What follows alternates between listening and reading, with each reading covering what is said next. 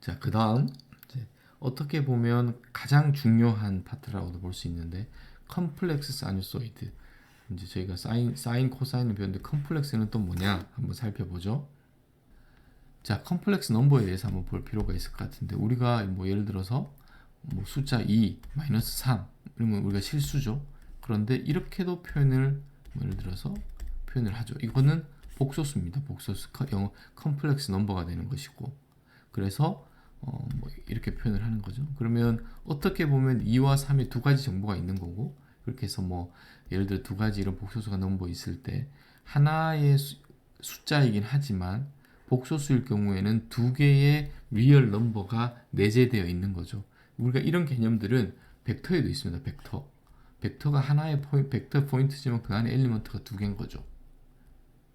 그래서 컴플렉스 넘버는 숫자 하나로 두 개를 표현할 수 있다고 보시면 될 것 같습니다. 그리고 예를 들어 이 두 개의 컴플렉스 넘버를 더하면 우리가 이렇게 이건 알고 있죠. 이렇게 하면 A1 플러스 A2 그 다음 B1 플러스 B2 각각 계산을 합니다. 여기서 이제 그런데 벡터도 보면 이 두 개를 더하면 A1 더하기 A2 B1 더하기 B2 그래서 컴플렉스 넘버는 이 벡터와 같습니다. 그리고 같습니다. 이런 걸 여러분. 그래서 만약에 덧셈을 한다는 것은 기하학적으로는 이거는 벡터기 때문에 벡터를 하고 이렇게 더하죠. 벡터는 지금 이렇게 같게 동작을 하고 있습니다. 결국은 여기가 A1 플러스 A2고 이게 B1 플러스 B2가 되는 거죠. 그리고 여기가 이미지너리고 리얼 넘버고 이미지너리고 이게 컴플렉스 넘버입니다. 컴플렉스 넘버에서 오일러 공식이라는 것이 있는데 저희가 코사인 사인을 했죠. 이건 다 리얼 넘버입니다. 그런데 그리고 지수함수도 했습니다. 뭐 예를 들어서 2의 n승 뭐 이런 것도 있을 수 있죠.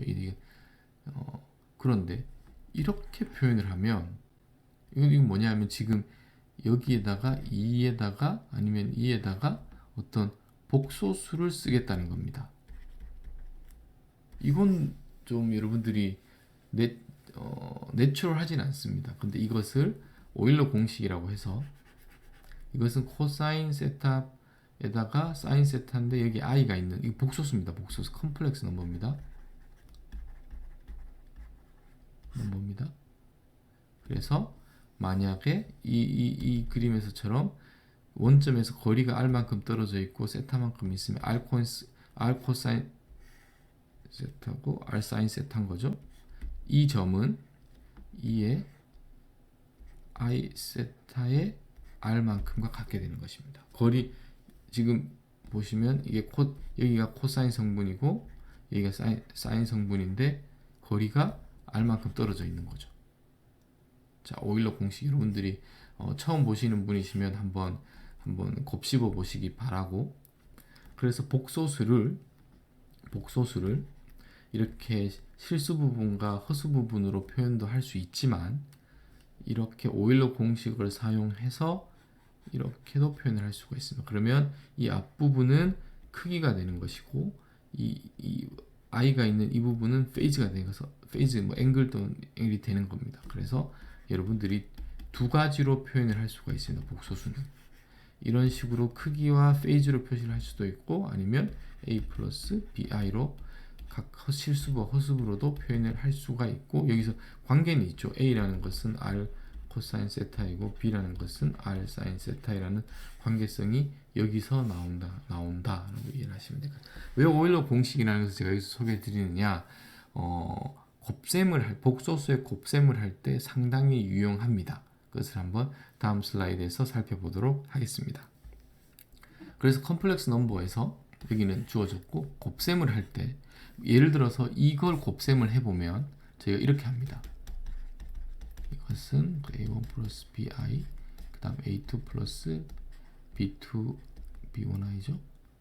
그러면 A1, A2 이렇게 하는데 복소수를 하니까 이렇게 되고 그 다음 i가 있고 A1, B2 플러스 B1, A2 이게 복소수의 직교 좌표계에서의 곱셈입니다. 그런데 여기에 해당하는 오일러 공식으로 해서 이게 있을 테고 이게 있겠죠? 그랬을 때 그냥 이것은 컴플렉스 그 익스포넨셜이 그냥 우리가 알고 있는 지수 함수라고 생각을 하면 크기는 크기대로 그리고 위에 있는 이것은 덧셈이 되는 것입니다. 그래서 그리고 마이너스 나누기일 경우에는 나눠지고 빼기가 되는 것이고 그래서 일반적으로 우리가 알고 있는 지수함수의 계산을 그대로 적용을 하면 됩니다. 그 이야기는 무엇이냐? 이것이 맞다면 이것이 맞고 곱셈을 복소수 두 개의 복소수를 곱셈을 한다는 것은 크기는 곱해지는 것이고 앵글은 더해지는 겁니다. 지금 이 부분. 그래서 여러분들이 이제 상상을 하셔야 되는 것이 상상을 해야 됩니다. 좌표계에서 G1이 있고 G2가 있으면 곱셈을 하면 어떻게 되느냐? 크기는 이것과 이것에 곱해진 더 여기 좀 있겠죠. 앵글은 이 앵글과 이 앵글이 더해진 여기에 와 있게 되는 것입니다. 여기에 이 길이는 곱하고 앵글은 더해져 이만큼이 여기 와서 이만큼 올라가는 그렇게 이해를 하시면 이제 기하학적으로 여러분들 곱셈에 관해서 상상을 하시면 비주얼라이제이션 하면 도움이 될 것 같습니다. 네, 그러면 이제 그 실함수뿐만 아니라 리얼 컴플렉스 복소수 함수를 플러스를 어떻게 하는지에 관해서 살펴보도록 하겠습니다.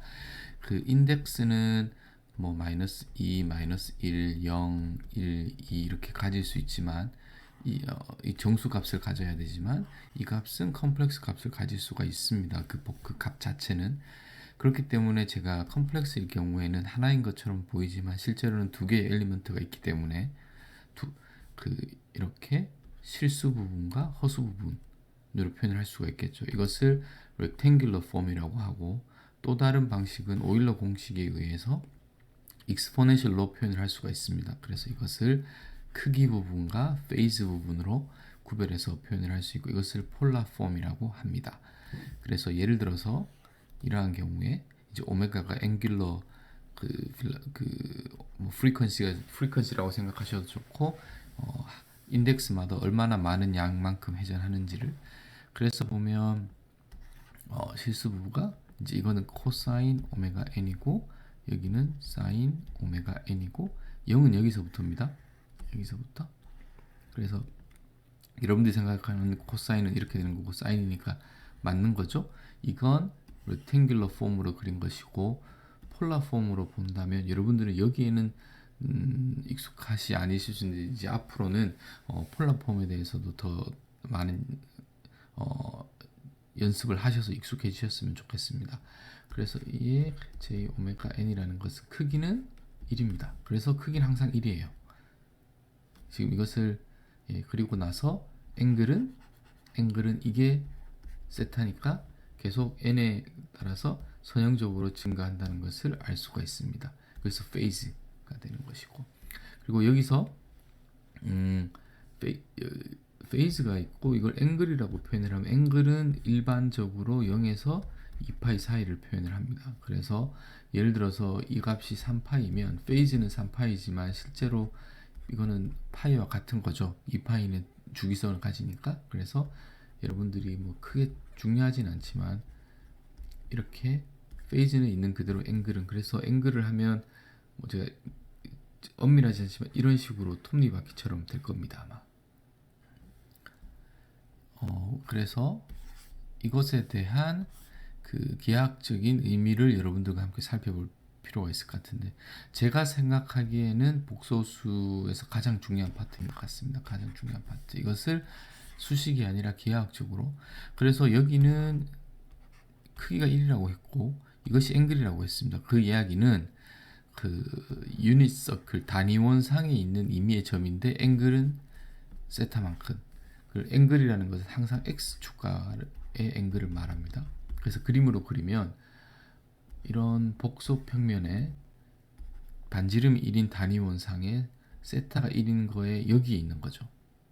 이게 기하학적인 의미고 이렇게 하면 여기가 1이니까 코사인 세타가 되고 x축으로 프로젝션한 것은 y축으로 프로젝션한 것이 사인 세타가 돼서 코사인 이것은 코사인 세타 플러스 j 사인 세타가 오일러 공식이 그대로 적용된다는 것을 여러분들이 알 수가 있습니다. 그래서 여러분들이 여기에 복소수를 보는 순간 여러분들이 머릿속으로는 이것을 비주얼라이제이션을 시키는 것이 도움이 됩니다.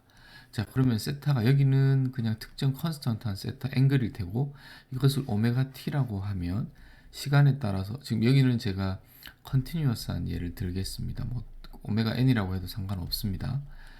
그렇게 해서 오메가 t라고 하는 것은 t는 시간이 흐르는 거겠죠. 그러면 그 오메가는 그 픽스트입니다. 그럼 오메가 비율만큼 세타가 증가하는 것이니 이런 의미는 세타가 증가하는 거니까 단위원을 돌겠죠. 그런데 앵귤러 벨로시티 각속도로 오메가로 돌겠죠. 왜냐하면 오메가 t라는 것은 t가 0이고 1이면 여기는 0이고 오메가니까 1초가 되면 오메가만큼 도는 겁니다. 2초가 되면 2오메가만큼 도는 것이고. 자, 그래서 오메가가 크다는 것은 단위원을 빨리 돌아야 되는 거죠. 그래서 속도가 큰 겁니다. 각 속도가. 그래서 그림을 이게 페이즈가 되고 앵글이 되고 여기에서 오메가 특정 시간에는 여기 있겠죠. 시간이 지나면 또 여기 있을 테고 여기 있을 테고 이렇게 단위원을 오메가라는 앵귤러 벨로시티로 돌게 됩니다. 돌게 됩니다. 자, 이거 그러면 이제 도니까 돌고 있으니까 이렇게 그것을 x축으로 프로젝션 시킨 것은 여기를 이렇게 반복을 하겠죠. y축으로 프로젝션 시킨 것은 이렇게 반복을 하겠죠. 자, 그래서 이제 그 유닛 서클 위에서 오메가의 앵귤러 벨로시티를 가지고 원운동하는 것이 x축으로 실수축으로 프로젝션을 하고 이미지너리 축으로 프로젝션을 시켰을 때 사인 오메가 t와 코사인 오메가 t를 관련 연관 씌울 수 있다는 것이 여러분들이 한번 생각해 보세요. 그러면 질문이 있습니다. 이건 뭘까요? 마이너스 I 오메가지. 그럼 이것을 여러분들이 이렇게 생각을 할 수 있겠죠? 그러면 오메가라는 것이 각속도라고 했고 단위원 상에서는 x축을 기준으로 이쪽이 플러스입니다. 시계 반대 방향. 그러면 각속도가 마이너스라는 거죠. 예, 그 이야기는 이 방향으로 돈다는 의미입니다. 그래서 이것은 단위원 상에서 여기서 시작해서 이렇게 돌고 있는 겁니다. 자, 그래서 오메가 또는 마이너스 오메가 둘 다 크기는 오메가이기 때문에 우리가 일반적으로 말하는 스피드는 같습니다. 하지만 velocity이기 때문에 이거는 벡터량인 거죠. 그래서 방향성이 있고 이것은 시계 반대 방향, 이것은 시계 방향으로 도는 디렉션을 이 부호는 디렉션을 의미한다. 크기는 같은 것이고, 예, 이렇게 이해를 하시면 될 것 같습니다. 자, 그래서 서큘러 모션 했었죠? 에서 사인, 코사인 신호로 어떻게 변환이 되는지 여기는 j 오메가 t 또는 j 오메가 n일 테고 여기는 코사인 오메가 t 사인 오메가 t 또는 코사인 오메가 n 사인 오메가 n과 어떻게 관련을 지을 수 있는지 제가 그러면 여기서 실수축으로 프로젝션을 시키면 이것이 코사인입니다. 이것을 허수축으로 프로젝션 시키면 사인입니다. 이렇게 돌 때는 여기서 이렇게 돌 때는 여기서 이렇게 오실레이션을 하는. 자, 여러분들이 사인 코사인은 그러니까 1차원 공간상에서 보는 것이고 그것은 어떤 의미에서는 2차원 공간상의 서큘러 모션이 1차원으로 프로젝션 된 부분을 보는 거죠. 그래서 여러분들 그 예전에 뭐 이런 걸 했을 겁니다만 직각삼각형에서 세타일 때 뭐 예를 들어 여기가 1이면 이렇게 해서 이거 이제 사인 세타이고 이렇게 코사인을 해서 코사인 세타라고 사인과 코사인의 정의를 배우셨을 텐데 이제는 그렇게 여러분들이 사인 코사인을 이해하지 마시고 이렇게 이해를 하시기 바랍니다. 이 그림으로 시작은 유닛 서클에서 그 비주얼라이제이션을 하시고 사인과 코사인을 그 축으로의 프로젝션으로 이해를 하시면 시그널을 컴플렉스 시그널을 이해하시는데 더 도움이 될 것 같습니다. 그러면 이 애니메이션은 지금 여기가 유니서클로 시간에 따라서 돌고 있고 프로젝션을 시킨 거죠. 그러면 뭐 어느 쪽이든 상관없습니다. 뭐 이게 뭐 예를 들어 코사인 오메가 t, 여기는 사인 오메가 t로 우리가 프로젝션 된 부분을 여기를 보고 있는 거죠. 여기를. 그렇죠? 자, 그리고 우리가 이것은 코사인 오메가 t 플러스 i 사인 오메가 t, 그 다음 2의 마이너스 j 오메가 t는 코사인 오메가 t 마이너스 사인 오메가 t죠. 그래서 이것을 더하면 2 코사인 t니까 코사인 오메가 t는 이렇게 되는 것이고, 반대로 빼기를 하면 그렇게 해서 이 i가 나오는 것이고 j 오메가 t 마이너스 2에 이렇게 하면 사인 오메가 t가 되는 거죠. 자, 그래서 코사인이라는 것은 뭐 코사인이든 사인이든 마찬가지입니다. 둘 다 그 내부에 이런 거의 크기가 2배인 거죠. 이건 무엇을 의미하느냐? 코사인 오메가 t라는 것은 프로젝션으로 볼 수도 있고 아니면 그 안에는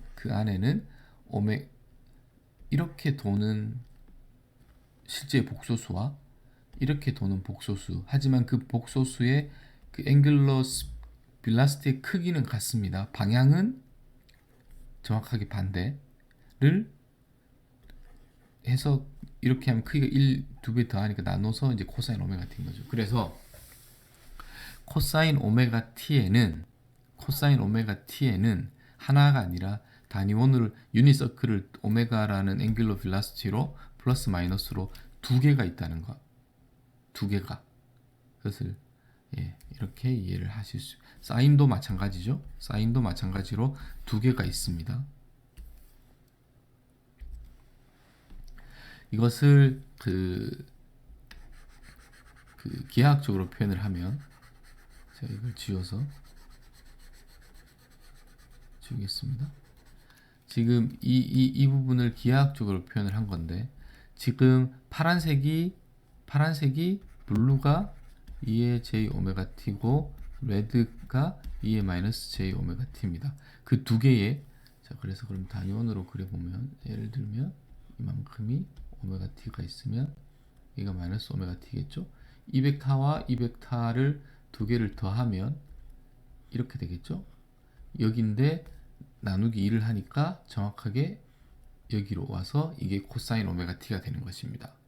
자, 그래서 지금 여러분들이 보고 계시는 이 매스가 움직임이 정확하게 코사인 오메가 t이고, 우리가 실제로 관측 가능한, 하지만 여러분들이 보실 때는 더 차원이 하나 높은, 여기에서는 2차원이겠죠. 2차원에서의 어떤 유니서클이 돌고 있는데 그 두 개의 그 평균으로 지금 보여지는 것이다 라고 이해를 하시면 될 것 같고, 그래서 이 식에 대한 기하학적인 의미가 이렇게 된다는 것을 여러분들이 꼭 한번, 그러면 다시 제가 질문을 드리겠습니다. 코사인 오메가 t에는 앵귤러 빌라시티가 오메가만 있는 것이 아니라 마이너스 오메가도 있다는 것을 꼭 기억하시기 바랍니다.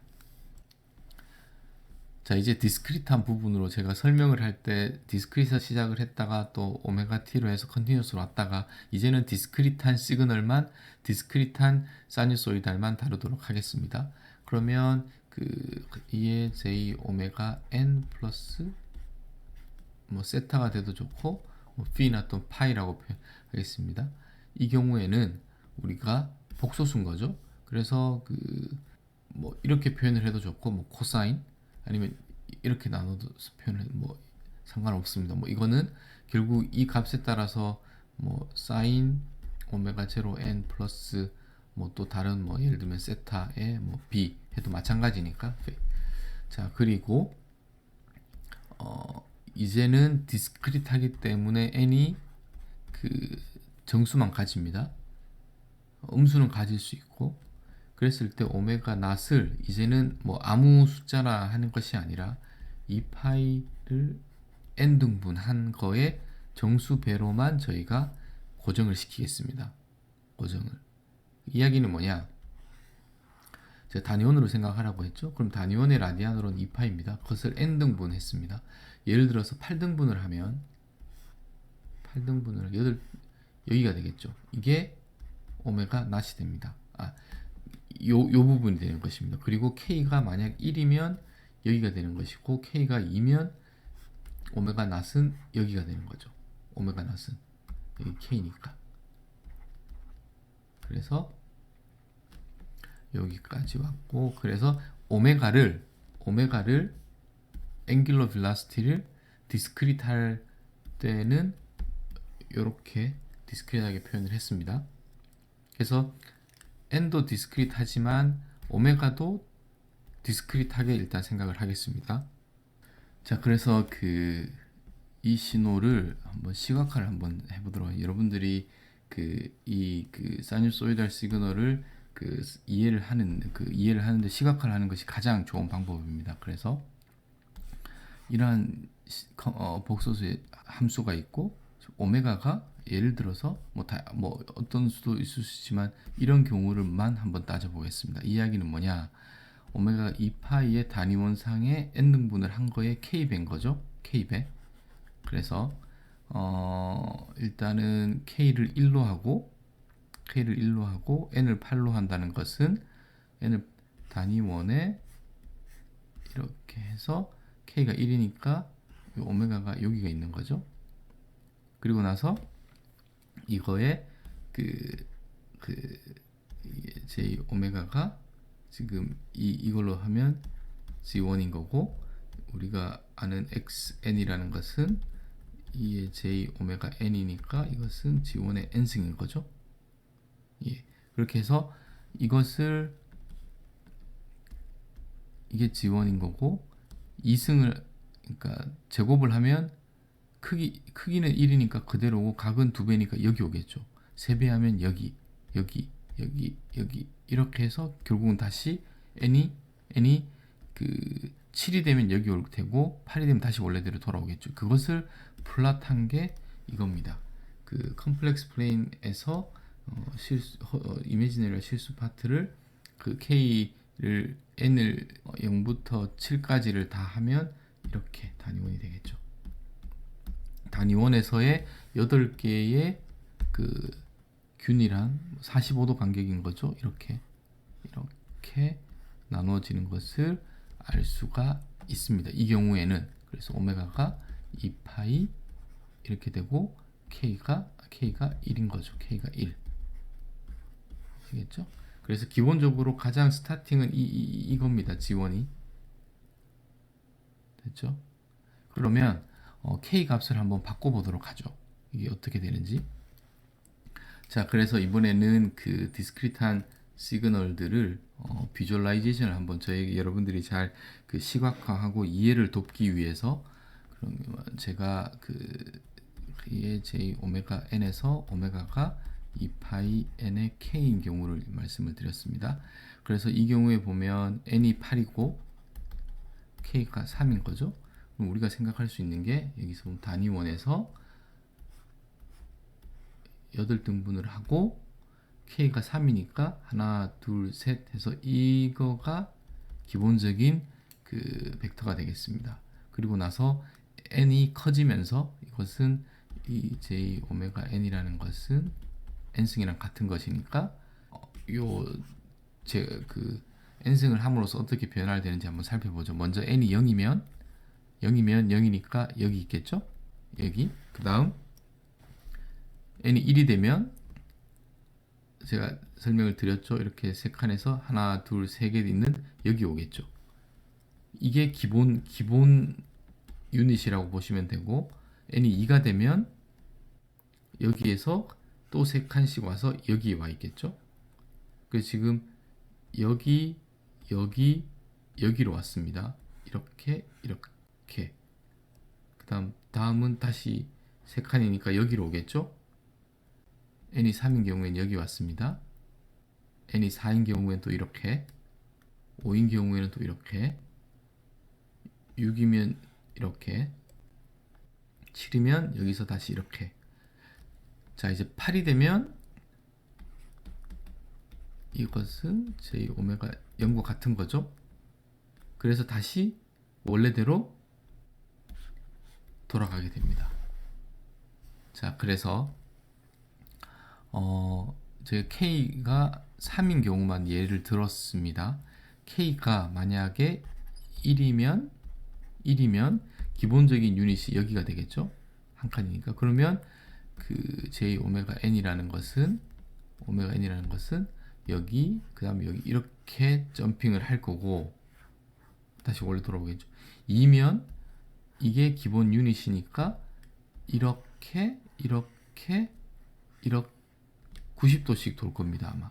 그런데 여기까지 오면 n이 4인 거죠. 그 다음 4, 5, 6, 7, 다시 8이면 원래대로 돌아오는 거죠. 자, 이렇게 됐고, 좀 재미있는 것이, 예를 들어서 K가 7이라고 하겠습니다. 7. 그러면 기본 유닛이 이건 거예요. 이만큼. 그리고 다음에 제곱을 하게 되면 어디로 오게 될까요? 하나, 둘, 셋, 넷, 다섯, 여섯, 일곱을 해서 그 다음은 여기가 이렇게 오게 됩니다. 그런데 재미있는 현상이 이렇게 돌고 그 다음 여기서 또 7바퀴를 돌아서 이렇게 왔는데, 저희가 보기에는 이렇게 돌아간 것처럼 보이겠죠.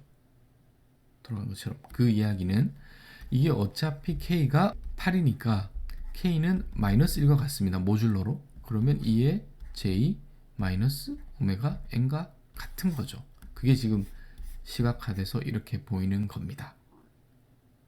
아시겠죠? 그래서 8인 경우에는 0에서 4, 그 다음은 이렇게 가고 마이너스로 5, 6, 7, 8까지는 이 방향으로 다시 내려오는 거죠. 반대 방향으로 도는 것처럼 느껴지게 됩니다. 이것을 여러분들이 이 그림으로 이해를 하시면 가장 쉽고 빠를 거라고 저는 생각을 합니다. 그러면 aliasing of, 여기다 사실은 discrete하다는 말이 들어가야 될 것 같네요. 시그널 사이누소이달에서는 한번 두 가지를 한번 살펴보죠. x1이 있고 x1이 있는데 이거는 거죠. 그러면 오메가가 주어졌을 때 이렇게 쓸 수 있는데 오메가에다 2파이를 더하겠습니다. 그러면 지금 보면 여기가 2의 j 오메가 n 플러스 그 다음 플러스 2파이 n이죠. 근데 우리가 알고 있죠. 여기서 2파이의 정수배만큼은 그대로인 거죠. 그 이야기는 이게 2입니다. 이 두 개의 시그널이 같다는 거죠. 분명히 앵귤러 빌러시티로 보면, 예를 들어서 이게 1이면 여기는 1 플러스 2파인데 이 두 개가 결과적으로는 같은 겁니다. 그래서 시그널 첫 번째와 두 번째 시그널이 프리퀀시가 다른데 같다. 좀 이상하죠. 네. 이게 컨티뉴어스에서는 이런 현상이 일어나지 않는데 디스크리트한 사이누소이드 시그널에서 이런 현상이 발생을 합니다. 왜냐하면 2파이의 주기성을, 그러니까 직선이 아니라 이 직선을 말아놓은 단위원이기 때문에 값이 커지면 다시 원래대로 돌아오는 거죠. 이런 현상을 에일리어싱이라고 이야기를 합니다. 에일리어싱. 그래서 에일리어싱이 디스크리트한 사이누소이드 시그널에서는 발생을 한다. 이걸 여러분들이 조심하셔야 됩니다. 이해를 하셔야 되고. 자, 그러면 예시를 한번 보겠습니다. 여기는 코사인인데 2파이 n에다가 k는 1인 거죠. 거기 n인 거죠. 여기에서. 그러면 n이 15니까 15입니다. 그래서 이렇게 1이니까 뭐 이렇게 이런 시그널이 나올 텐데, 제가 여기다 2파이를 더했습니다. 그러니까 결국 그림이 이 두 개의 시그널이 같다는 것을 여러분들이 보실 수 있습니다. 아시겠죠? 그래서 다시 말하지만 에일리어싱 현상에 대해서는 2파이의 주기성 때문에 발생을 한다. 그러면 에일리어싱은 일어나면 안 되는 거죠. 그러니까 에일리어싱이 일어나면 저희가 헷갈릴 수 있으니까 에일리어싱 프리 프리퀀시라는 것을 쓰는 건 뭐냐? 문제가 뭐냐면 2파이만큼 반복이 되는 것 때문에 그런 거죠. 단위 원상에서. 그러면 하나의 프리퀀시만 유니크하게 하기 위해서는 인터벌이 길이가 2파이여야 되는 거죠. 그래서 우리가 오메가를 0에서 2파이 사이만으로 픽스를 한다. 왜냐하면 예를 들어 3파이면 이것은 파이와 같은 거죠. 그래서 이 안에만 리스트릭션 하겠습니다. 또는 마이너스 파이에서 파이, 이게 1번 있고 2번 둘 다 같은 거죠. 왜냐하면 주기성을 가지는 거니까 2파이의 길이만큼만 저희가 그냥 끊어내면 됩니다. 그래서 1번처럼 생각하셔도 좋고 2번처럼 생각하셔도 좋은데, 제가 추후에 더 설명을 드리겠지만 2번이 더 편리한 저희가 주파수를 잡는 레인지라고 보시면 될 것 같습니다.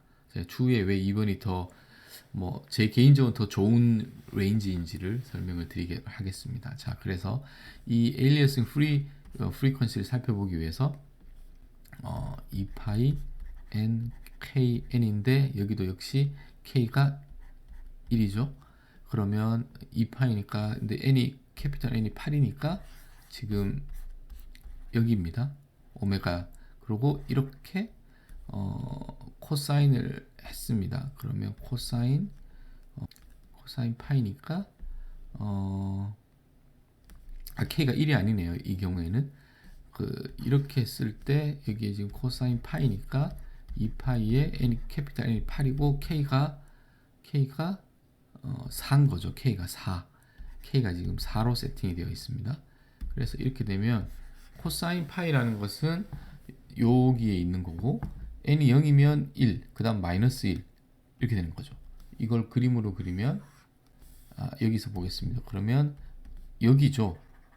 그래서 여기에 있다가 이렇게 계속 반복이 되는 1 마이너스 1, 왜냐하면 180도로 로테이션을 하고 있기 때문에. 그렇게 해서 1 마이너스 1 1 마이너스 1 이렇게 반복이 되는 것이고, 실제로는 컨티뉴어스하게는 이렇게 지금 돌고 있는 겁니다. 제가 점선으로 표시를 했습니다. 이해를 위해서. 하지만 디스크리트하기에는 이 포인트만 보이게 되는 겁니다. 인덱스마다. 그리고 제가 이렇게 했습니다. 3파이에 2를 했죠. 그러면 이것은 당연히 파이보다 이게 더 크죠? 그런데 이 경우에는 그림을 그리면 여기 지금 이건 뭐냐 하면 k가 이렇게 하겠습니다. n이 8이고 2파이에다가 k가 얼마이면, 지금 k가 여기 k가 4일 때였는데 k가 6이면 4가 되고 6이 되면 되죠. 6이 되면 3파이에 2가 되는 거죠. 그 이야기는 단위원에서 지금 8등분해서 6이니까 여기입니다. 그래서 1 인덱스가 증가할 때면 여기서 이만큼 돌아서 여기까지 오는 거죠. 이만큼 앵글이. 그 다음 다시 n이 2가 되면 6칸을 더 돌아야 되니까 여기 오겠죠. 그 다음 또 6칸을 더 돌아야 되니까 여기 오고. 그래서 지금 1번, 2번, 3번입니다. 그런데 특이한 것이 여러분들이 결과적으로 지금 6칸을 돈 겁니다. 이 방향으로. 그런데 결과적으로 보면 1번, 2번, 3번을 반대 방향으로 마이너스 90도만큼으로 도는 것처럼 느껴지는 거죠. 반대 방향으로. 이게 에일리어싱입니다. 자, 다시 설명드리겠습니다. 이 그림으로. 제가 여기를 플롯을 했더니 이렇게 찍혔습니다.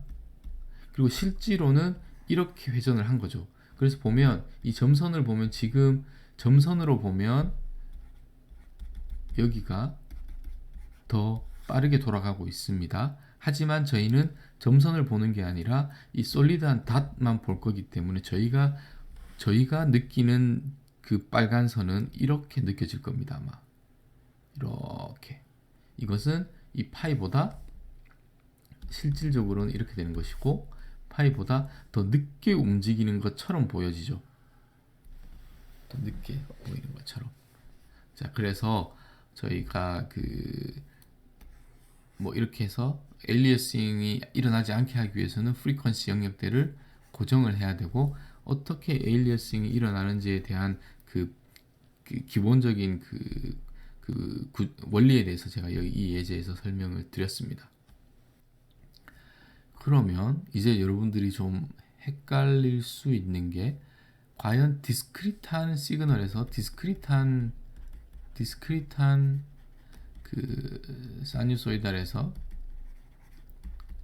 도대체 프리퀀시랑, 우리가 앵귤러 벨라시티 오메가인데 이건 크면 이 값이 컨티뉴어스였을 때는 값이 크면 하이 프리퀀시고 빠른 거니까, 작으면 로우 프리퀀시였는데 디스크리트한 세상에서는 로우한 것과 하이 프리퀀시가 이제는 좀 헷갈리기 시작을 합니다. 왜냐?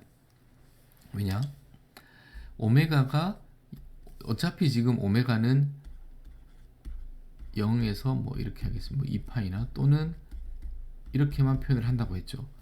0은 로우 프리퀀시죠. 그렇지만 0은 2파이는 0에 가까운 거니까 2파이에 가까이 가도 로우 프리퀀시입니다. 아시겠죠? 그리고 그러면 지금 여기를 0, 여기를 2파이라고 했을 때 여기서 이 방향으로 가면 값이 프리퀀시가 커지는 거죠. 근데 이 방향으로 가면 프리퀀시가 또 작아지는 거니까 지금 어떻게 보면 파이일 때 프리퀀시가 가장 높을 겁니다. 아마. 그래서 파이이고 여기가 마이너스 파이고 여기가 가장 프리퀀시가 높은 영역입니다. 근데 지금 마이너스랑 방향성은 다르겠죠. 그걸 한번 살펴보죠. 지금 여기는 보면 2파이에 n이 20이고 k가 1입니다. 그러니까 단위원을 20등분해서 k 1만큼 증가시키면서 이렇게 플롯을 했습니다. 됐죠? 그러면 여러분들이 느끼는 프리퀀시는 이런 느낌으로 천천히. 그런데 k를 9로 했습니다. 여기서 k를 1로 했고, 그러면 2파이 n에 k의 n인 거죠. k가 9라는 것은 단위원에서 20등분을 했는데 20등분을 해서 9니까 여기쯤 와 있겠죠. 이게 오메가 낫입니다.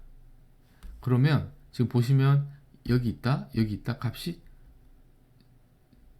이렇게 지금 이걸 이렇게 지금 엄청 빠르게 돌아가고 있는 거죠. 이게 여기가 하이 프리퀀시고 이게 로우 프리퀀시입니다. 디스크리트한 세상에서는. 근데 이 값을 보면 지금 파이에 근접하고 있죠. 자, 그래서 다시 강조드리겠습니다. 원래는 컨티뉴어스한 세상에서는 당연히 예를 들어서 이 방향으로 갈수록 또 더 커질수록 앵귤러 벨라시티가 더 커지는 게 맞습니다. 왜냐하면 그때는 직선상에서 오메가를 생각하니까. 하지만 디스크리트하면 저희가 이걸 만다고 했죠. 단위원으로. 그러면 2파이만큼 0에서 파이 2파이만 더 커지면 다시 원래대로 돌아오기 때문에 주기성이 있는 것이고, 그러한 이유에서 오메가라는 것이 여기가 가장 낮은 저주파이고 0도 저주파이고 2파이도 저주파이고 4파이도 저주파입니다. 그러면 의미에서 파이가 가장 높은 주파수예요. 파이보다 더 큰 프리퀀시는 없습니다. 인덱스가 정수일 때는 파이가 가장 큰 프리퀀시입니다. 여러분들이 이게 잘 이해가 안 되고 받아들이기가 쉽지 않을 수 있지만, 디스크리트 하면서 인덱스가 n인 경우에는 파이가 가장 큰 프리퀀시이고 가장 낮은 프리퀀시는 0입니다.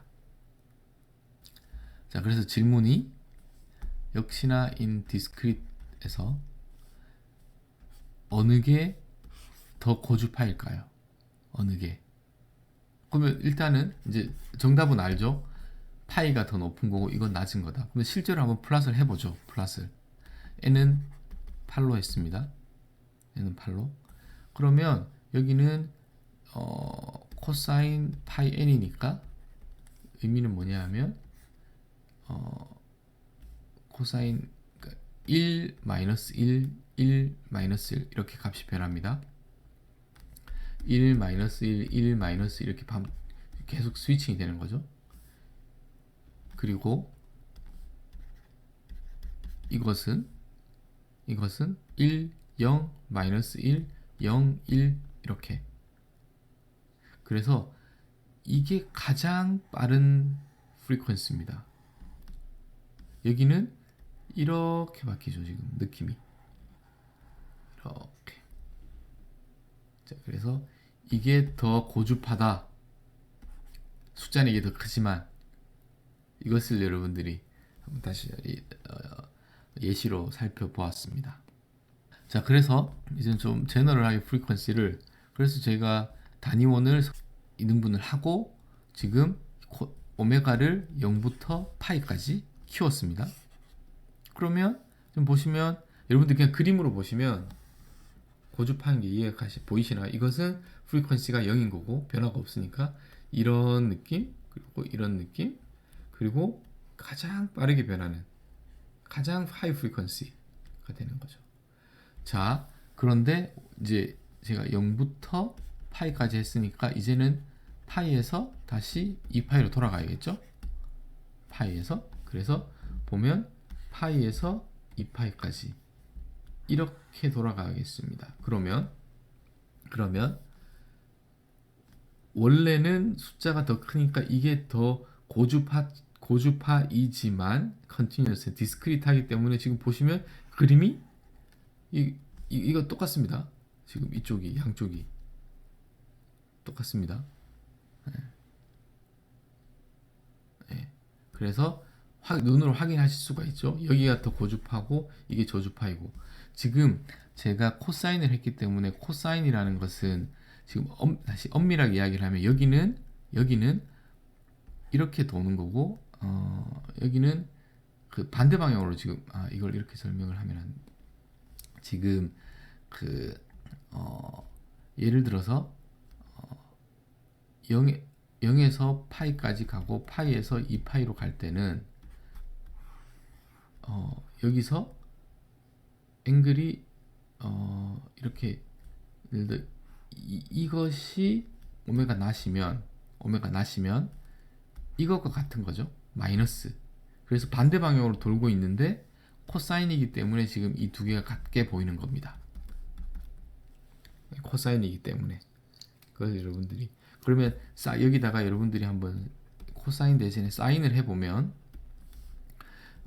이 그림 페이즈가 이렇게 좀 시프트가 되어 있을 겁니다. 아마. 그래서 여기서는 그거보다는 제가 드리고 싶은 것이 디스크리트 하면서 제가 0을 기준으로 파이, 마이너스 파이, 여기가 저주파고 양쪽이 고주파라는 것을 지금 실질적으로 코딩으로 여러분들과 함께 확인을 해 보았다는 것이 중요한 겁니다. 자, 이제 에일리어싱 제가 여러분 말씀을 드렸는데 실질적으로 에일리어싱을 설명 보면 예를 들어서 지금 0에서 20파이까지 100등분을 해서 사인 코사인을 그림을 그리면 이 점선입니다. 그런데 이 동일한 것을 10개로 샘플링을 하겠습니다. 100개의 데이터 포인트가 아니라 10개의 데이터 포인트로. 그러면 둘 다 사인 코사인인데 100개로 레졸루션을 하고 10개로 하면 지금 이렇게 이 붉은색처럼 보이겠죠. 그래서 원래의 신호는 이런데 이렇게 제가 듬성 샘플링을 하면 여기 그 물체가 여기 있을 때, 그다음 여기 있을 때, 뭐 예를 들어서 여기 있을 때 이렇게 만약에 하면 이것처럼 보이겠죠. 사람의 눈으로 볼 때는. 이거는 지금 사인이고 코사인입니다. 그래서 실제로는 예를 들어 물건이 이 그 점선으로 움직이고 있지만 샘플링을 그것만큼 충분히 빨리 샘플링을 하는 게 지금 제가 원래 신호는 이렇게 지금 움직이고 있는데 제가 눈을 껌뻑껌뻑 하면서 바라보는 것을 여기에서 이렇게 샘플링을 하면 실제로는 이만큼 움직이고 있지만 제가 그걸 관측할 수가 없죠. 그래서 여기를 보게 됩니다. 샘플링을 낮게 하면 지금 100개에서 10분의 1로 낮아서 10개로 하면 이렇게 원래와는 다르게 천천히 움직이는 것처럼 보이게 되는 잘못된 겉보기 현상이 에일리어싱이라는 거죠. 마찬가지로 100개의 점선인데 5개로 샘플링을 하면 여러분들은 사인 코사인에서 이렇게 움직이는 것처럼 보이게 됩니다. 지금 잘못된 거죠. 지금 여러분들이 샘플링을 하는 프리퀀시가 실제와 다르게 되면 더 낮으면 뭐 더 여기서 더 엄밀한 뭐 그 나이퀴스트 샘플링 프리퀀시는 뭐 이렇게 더 복잡한 이야기가 있지만 제가 그까지는 이야기를 하지 않고 샘플링 프리퀀시가 실제 프리퀀시보다 뭐 낮으면이라고만 표현을 하겠습니다.